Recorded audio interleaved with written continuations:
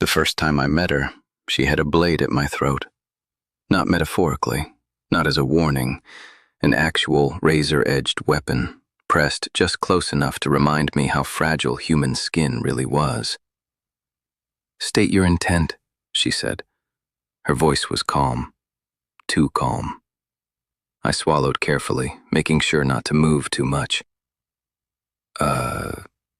Survival?" I offered. Her eyes didn't blink, didn't soften, didn't react at all. "Clarify." "I'm not here to fight," I said quickly.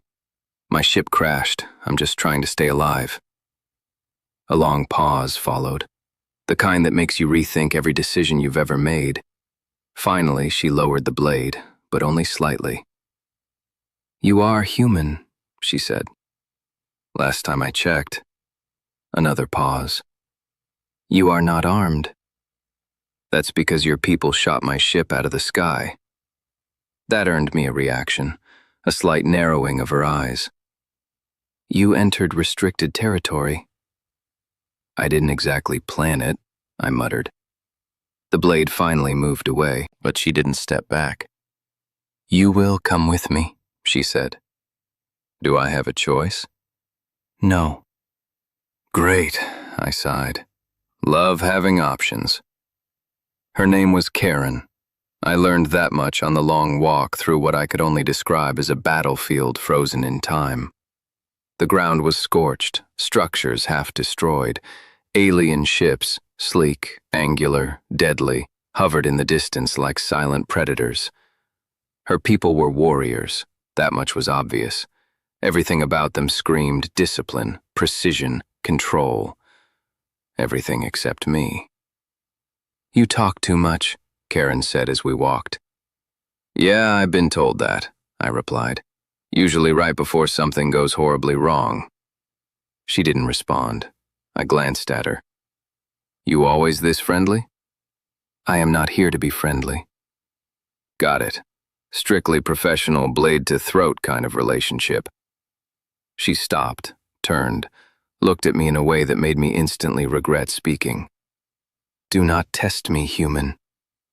I raised my hands. "Not testing, just coping." "Explain." "With humor," I said. "It's a human thing, keeps us from panicking." "You should be panicking." "Oh, I am," I said, "just internally." That was the first crack. Not in her armor, in the distance between us. They brought me to a fortified encampment, rows of structures built with military precision, guarded by warriors who looked just as dangerous as Karen. I was escorted, if you could call it that, to a holding chamber. Not a cell, but not exactly comfortable either. Karen stood at the entrance, watching me. "You will remain here," she said. "Do I get food?" I asked. "Yes." "Water?" "Yes." "Freedom?" "No." Figured I'd ask. She turned to leave, and that's when I made the mistake. "Hey," I called out. She stopped. "What do you want?" she asked without turning.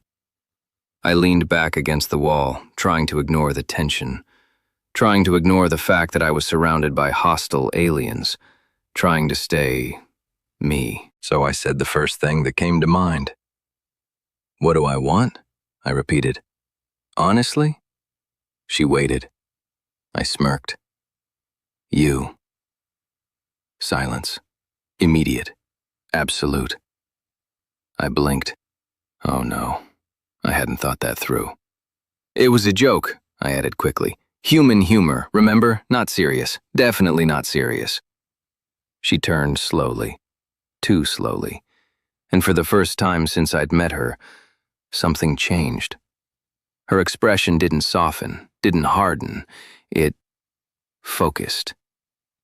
"You choose me," she said. "No, You have made your intent clear." "I really haven't." "You desire me," she continued. "I mean, not in a, okay, this is getting out of hand." She stepped into the room, closer than before. You are aware of what that implies, she said. Honestly, no. And I'm starting to think I really should have asked before opening my mouth. Another pause. Then she reached up and disengaged part of her armor. I froze completely. Wait, I said. Wait, what are you doing? You have expressed interest, she said calmly. I am responding. No, that's not how this works. Clarify. I was joking, I said. Joking means not serious. It's a human thing. You said you wanted me, figuratively, not literally.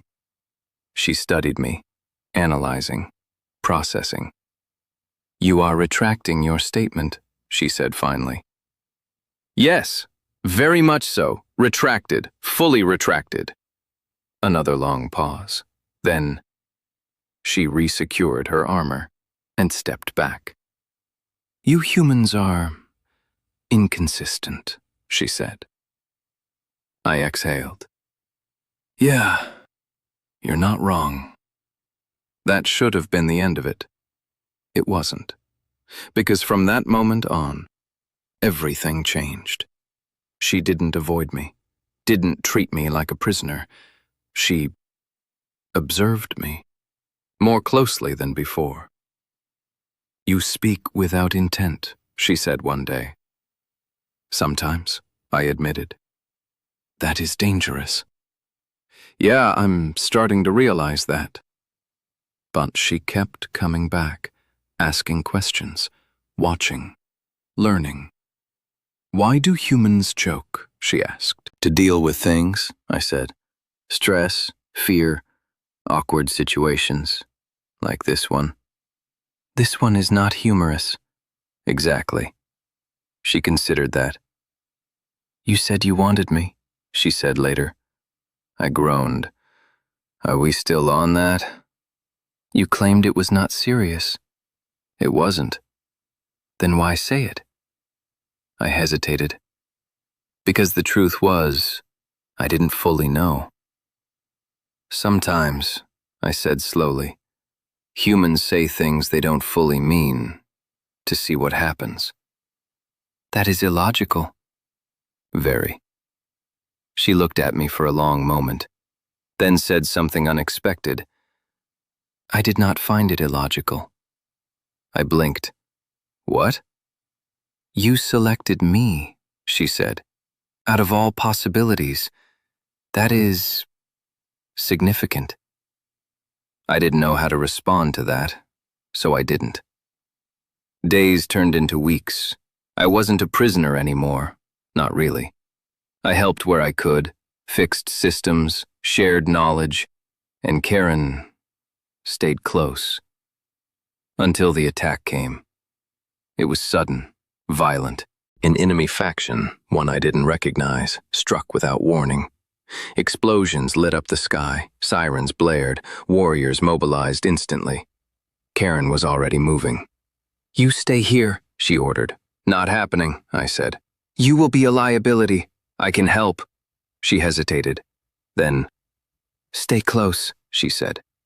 The battlefield was chaos, energy weapons, shattered structures, and through it all, Karen fought. Not just with skill, with purpose, precise, controlled, unstoppable. Until she wasn't.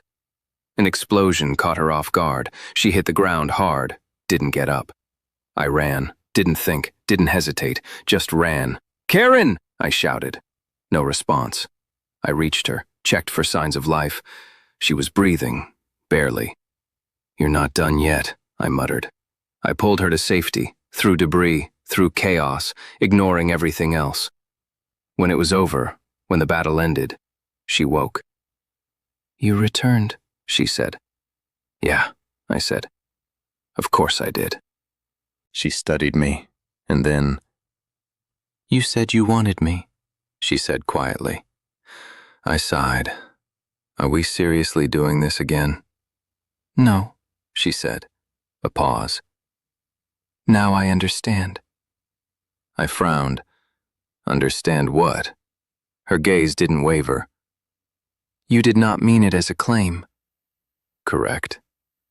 But you acted on it nonetheless. I hesitated, because she wasn't wrong. I guess I did, I admitted. She nodded slowly. In my culture, she said, words are binding. I figured that out. But actions, she continued, are truth. Silence. You chose to return, she said, to protect, to stay. I met her gaze. Yeah, I said. Another pause, then, very quietly, I choose you as well. I blinked. Wait. What? She stood, fully steady now. You were not ready, she said. No, I really wasn't. But now, she continued, you understand. I let out a slow breath. Yeah, I said. I think I do. Because it was never about the joke, never about the words. It was about what came after, what you chose to do, who you chose to stand with. And in the end, that was the only thing that mattered.